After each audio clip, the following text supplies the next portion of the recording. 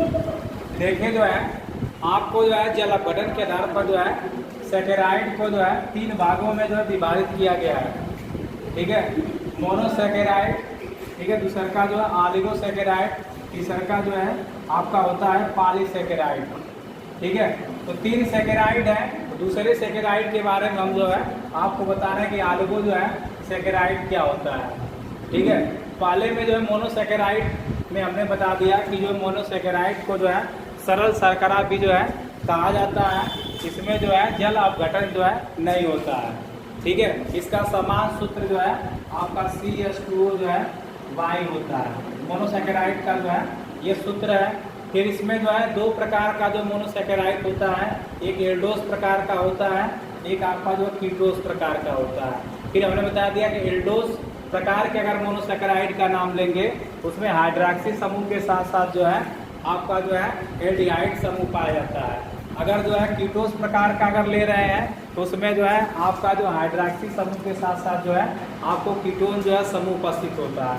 अगर जो है कीटोन के अगर हाइड्रॉक्सी के साथ उपस्थित है उसे जो है कीटोस जो है आपका जो है मोनोसैकेराइड कहते हैं। कीटोस वाला जो है अगर उसमें हाइड्रॉक्सी के साथ जो है आपका अगर एल्डिहाइड समूह उपस्थित है तो उसे एल्डोस कहते हैं।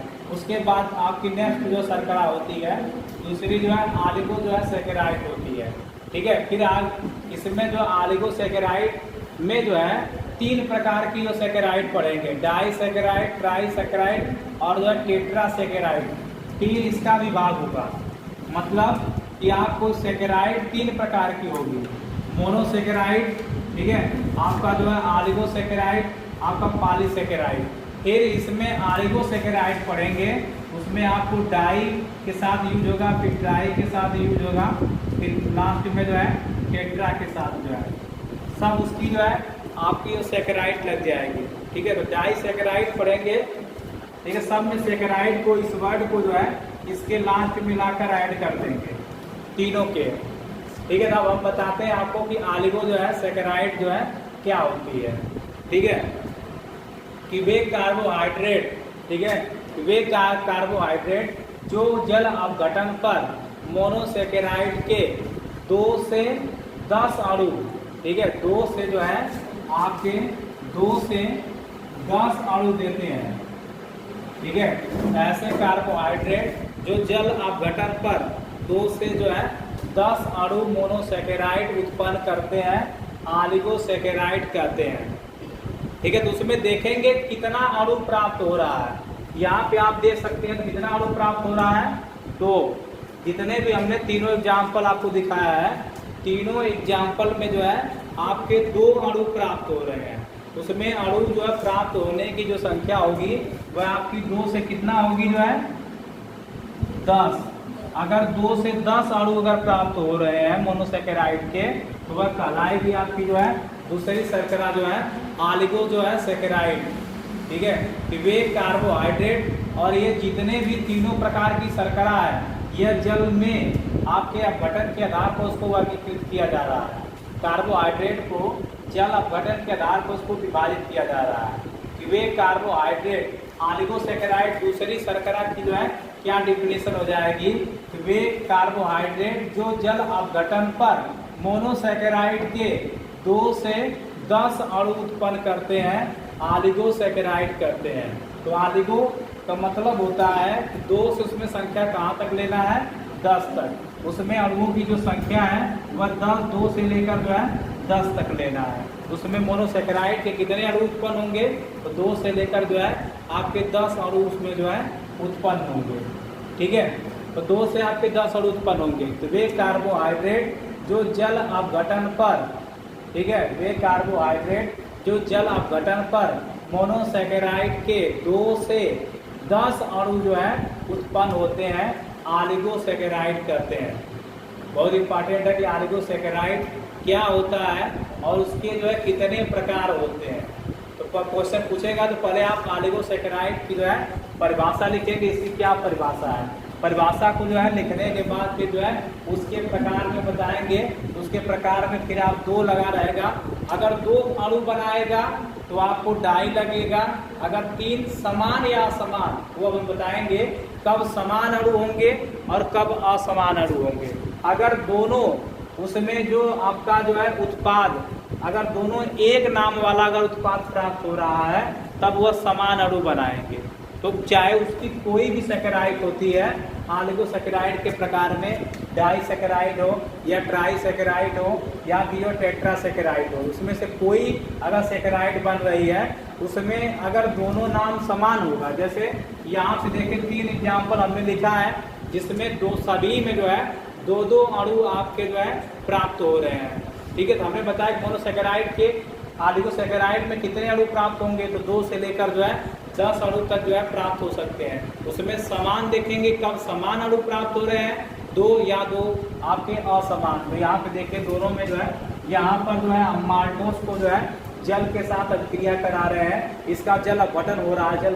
जल अपघटन मतलब सबके जो भी रिएक्शन आप देख रहे हैं सबको जल के साथ अभिक्रिया कराया जा रहा है, इसलिए यहाँ पे हम लिखे हैं जल अपघटन और नीचे लिखे ब्रैकेट में जो है तनु अम्ल के द्वारा। उसमें कोई भी तनु अम्ल लेंगे। तनु अम्ल का मतलब होता है किसी भी अगर जो है द्रव है उसमें अगर उसके पानी की मात्रा या वह लिक्विड देखने में आपको पतला नजर आ रहा है तो उसे जो है तनु अम्ल कहते हैं।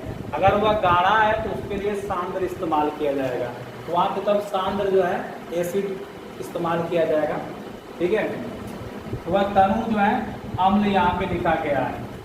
आगे बात समझ में, तो ऑलिगोसैकेराइड की डिफिनेशन को जो है एक बार हम फिर रिवाइज कर रहे हैं कि ऑलिगोसैकेराइड क्या है। ठीक है, तो ऑलिगोसैकेराइड क्या है कि वे कार्बोहाइड्रेट, ठीक है, वे कार्बोहाइड्रेट जो जल अपघटन होने पर मोनोसैकेराइड के 2 से 10 अणु उत्पन्न करते हैं, ऑलिगोसैकेराइड करते हैं। ठीक है, कहने का मतलब ये है कि आपका जो ऐसा कार्बोहाइड्रेट लिया जाए जिसका जल अपघटन कराए और जल अपघटन कराने पर उसमें 2 से लेकर 10 अणु अगर मोनोसैकेराइड बना रहा है, उत्पन्न कर रहा है, तो आपका ऑलिगोसैकेराइड कहलाएगा। हर समय में वे कार्बोहाइड्रेट जो जल अपघटन करने पर मोनोसैकेराइड के 2 से 10 अणु उत्पन्न करते हैं, ऑलिगोसैकेराइड करते हैं।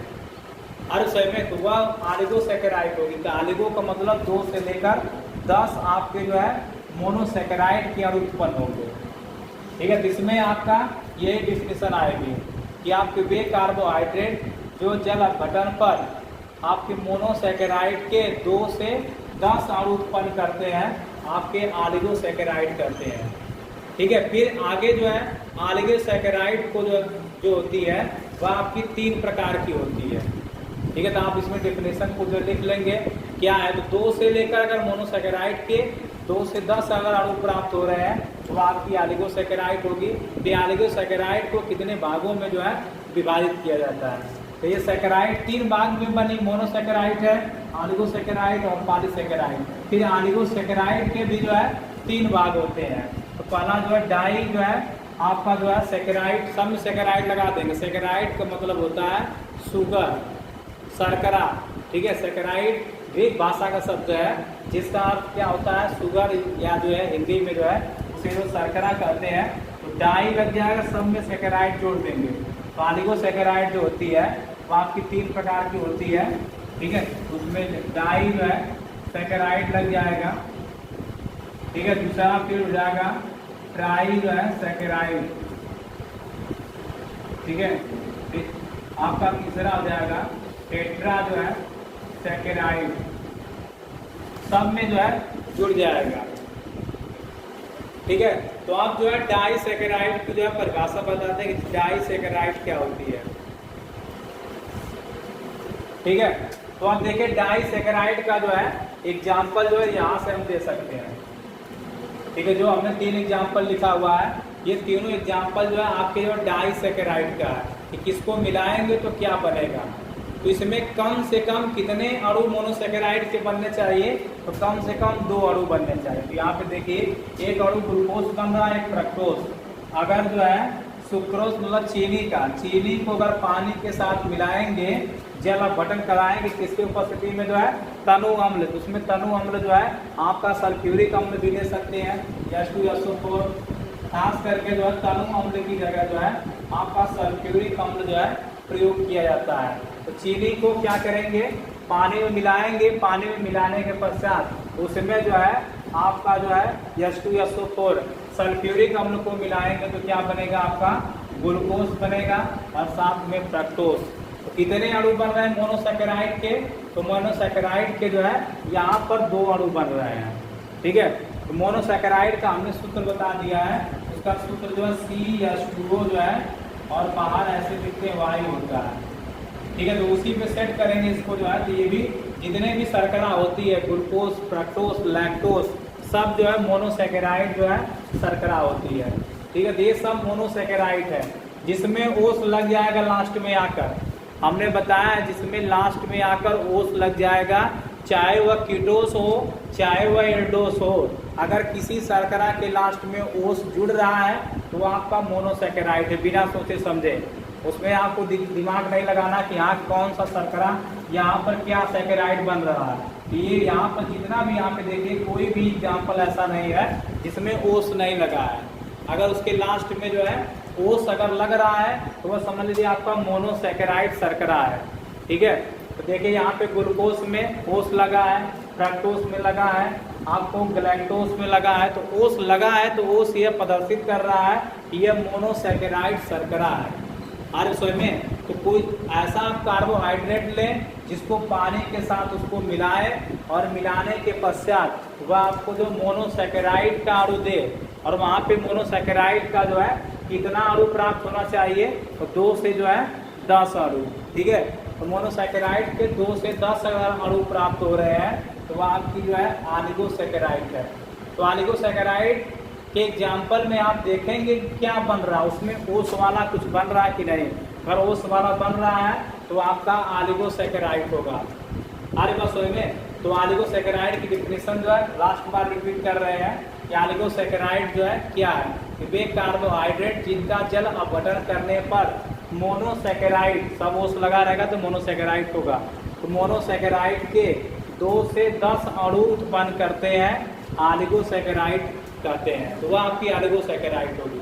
ठीक है, ऐसी सैकेराइड जिसमें मोनोसैकेराइड के 2 से 10 अणु प्राप्त होते हैं, ऑलिगोसैकेराइड कहते हैं।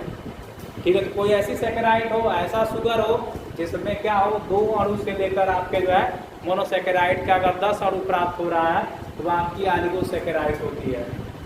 ठीक है, चैप्टर जो हम पढ़ा रहे हैं वह आपका चैप्टर है जैव अणु।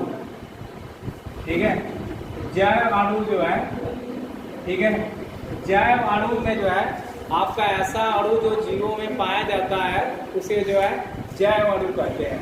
ठीक है, तो ये जैव अणु जो चैप्टर चल रहा है उसी में हम जो कार्बोहाइड्रेट के बारे में बता रहे हैं। कार्बोहाइड्रेट को जो है भौतिक गुण के आधार पर जो है उसे शर्करा और शर्करा में विभाजित करते हैं।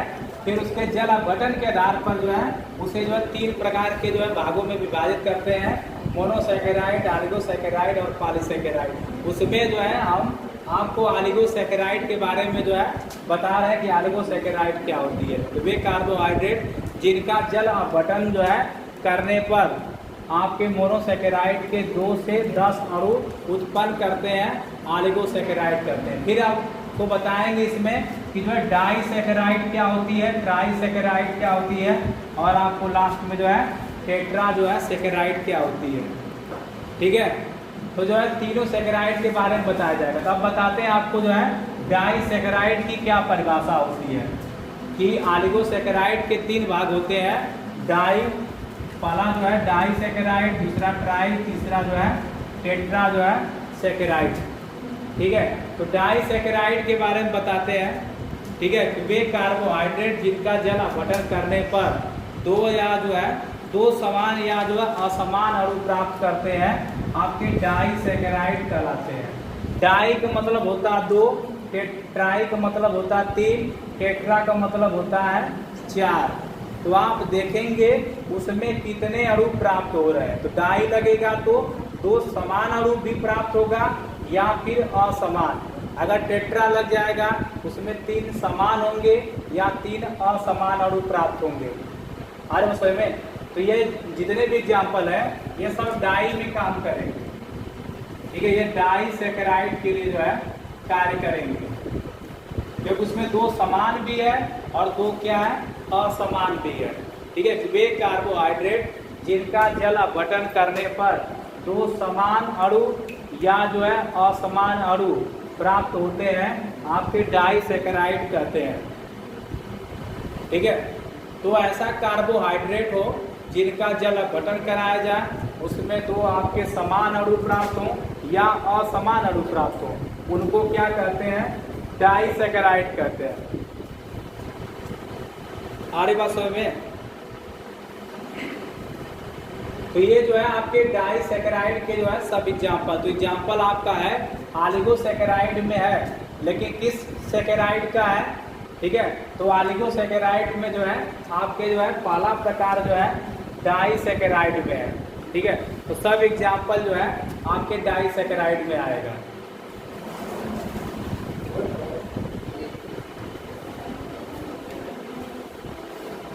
देखिए इसमें जो है आपका जो दूसरा जिसके प्रकार में जो है ट्राई जो है सैकेराइड।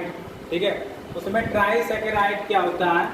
ठीक है, तो ऐसे जो है मतलब वे कार्बोहाइड्रेट जिनका जल अपघटन कराने पर जो है आपका जो है तीन समान या असमान अणु प्राप्त होते हैं, तो उनको क्या कहते हैं, ट्राई सैकेराइड। तो नाम देखेंगे उसमें क्या जुड़ा हुआ है, ट्राई लगा मतलब तीन प्राप्त होगा, या तो जो समान सैकेराइड जो है प्राप्त हो सकता है, या फिर जो है असमान सैकेराइड जो है प्राप्त होगा। ठीक है, वे कार्बोहाइड्रेट जिनका जल अपघटन करने पर आपके तीन समान या असमान, ठीक है, अणु प्राप्त होते हैं, ट्राइसैकेराइड कहलाते हैं। ठीक है, ये ट्राइसैकेराइड में का क्या समान सूत्र है? तो उसका सूत्र जो होता है ये उसका सूत्र है। ठीक है, उसका जो सूत्र है आपका C18H32 जो है O16। तो कार्बन के उसमें 18 परमाणु, ठीक है, हाइड्रोजन के उसमें जो है 32 परमाणु और ऑक्सीजन के जो है 16 परमाणु उपस्थित होना चाहिए। इसका एग्जाम्पल जो है रेपिनोस है। ठीक है, रेपिनोस जो है एक ऐसा जो है आपको जो है सैकेराइड है जिसमें कार्बन 18 होता है, हाइड्रोजन 32 होता है और ऑक्सीजन जो है आपका 16 होता है। ठीक है, तो इसका एग्जाम्पल जो है आपका रेपिनोस है। ठीक है, रेपिनोस जो है इसका एग्जाम्पल आपका आएगा। रेपिनोस में क्या है कि रेपिनोस का जो है जल अपघटन कराने पर एक अणु ग्लूकोज, एक अणु फ्रक्टोज और एक अणु जो है ग्लैक्टोज प्राप्त होता है। ये अणु प्राप्त होते हैं। तो आप उसके एग्जाम्पल में पहले डिफिनेशन लिखेंगे, यहाँ ट्राइसैकेराइड की जो है क्या परिभाषा है। तो ट्राइसैकेराइड की क्या परिभाषा लिखेंगे, उसमें लिखेंगे कि वे कार्बोहाइड्रेट जिनका जल अपघटन कराने पर, ठीक है, तीन समान या असमान अणु प्राप्त होते हैं, इनको ट्राइसैकेराइड कहते हैं। एग्जाम्पल में लिखेंगे, इसका क्या आपकी समान सूत्र लिख देंगे। इसका समान सूत्र C18H32O16 होता है। फिर लिखेंगे कि उदाहरण में जो है कि जैसे रेपिनोस का जल अपघटन कराने पर एक अणु ग्लूकोज, एक अणु फ्रक्टोज और एक अणु जो है ग्लैक्टोज जो है प्राप्त होता है। अगर रेपिनोस है उसका अगर जल अपघटन आप कराएंगे, रेपिनोस का जल अपघटन कराने पर एक अणु ग्लूकोज, एक अणु जो है फ्रक्टोज और एक अणु आपका क्या होता है, ग्लैक्टोज जो है प्राप्त होता है। ये जो है ट्राइसैकेराइड रहा। ठीक है, आपको जो है ऑलिगोसैकेराइड का दूसरा भाग जो है ट्राइसैकेराइड रहा। ट्राई मतलब तीन, अगर कार्बोहाइड्रेट है उसका पानी में उसको मिला रहे हैं, अगर उसमें तीन समान अणु बनता है या तीन असमान अणु बनेगा, उसे क्या कहेंगे, ट्राइसैकेराइड कहेंगे। तो तीन समान बनेगा या तीन असमान बनेगा। तीन अगर समान बन रहा तभी ट्राइसैकेराइड होगा। ट्राई का मतलब तीन। अगर डाई लगा हुआ पहला तो दो समान बनेंगे या दो क्या बनेंगे, असमान। दो अगर समान अणु बनेंगे तो डाइसैकेराइड होगा। तीसरा आप चल रहे हैं टेट्रासैकेराइड पे। ठीक है, तो तीसरा जो है आपका इसमें जो है ऑलिगोसैकेराइड के प्रकार में आपका टेट्रासैकेराइड है। ठीक है, इसकी क्या डिफिनेशन हो जाएगी, वे कार्बोहाइड्रेट जल अपघटन मतलब पानी में टूट रहा कि नहीं, तो वे कार्बोहाइड्रेट जिनका जल अपघटन करने पर वह जो है 4 समान या असमान अणु देते हैं, तो इनको जो है आपका टेट्रासेकेराइड कहते हैं। ठीक है, जिसका समान सूत्र जो है ये होता है। ठीक है, सी जो है 24, कार्बन के जो है 24 परमाणु उसमें होना चाहिए, हाइड्रोजन के 42 और ऑक्सीजन के जो है 11। ठीक है, तो टेट्रा में आप लिखेंगे कि वे कार्बोहाइड्रेट, एक याद करेंगे सब, आपको जो है परिभाषा उसमें देते चलेंगे कि वे कार्बोहाइड्रेट जिनका जल अपघटन कराने पर, ठीक है, 4 जो है समान या असमान अणु देते हैं, तो इनको क्या कहते हैं, आपका टेट्रासेकेराइड कहते हैं। ठीक है, इसका समान सूत्र जो है क्या होता है, तो कार्बन के जो 24 परमाणु होने चाहिए, हाइड्रोजन के 42 और ऑक्सीजन के जो है 11 है। ठीक है, इसका एग्जाम्पल जो है आपका स्टेचियोस है। ठीक है, तो आपका जो है चियोस इसका एग्जाम्पल है। इसमें क्या करेंगे, इसका जो है 3 अणु जल के साथ लेकर, इसमें जल के 3 अणु को लेकर जल अपघटन कराते हैं। यहाँ पर 1 अणु ग्लूकोज, 1 अणु जो है फ्रक्टोज और जो है 2 अणु जो है ग्लैक्टोज प्राप्त होता है। ठीक है,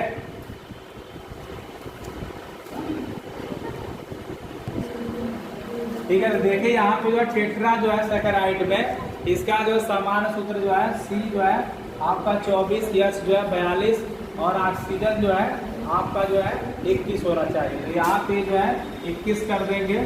स्टेचियोस का जो है फार्मूला 20C24 जो है 42 जो है वो जो है आपका जो है 21 होगा।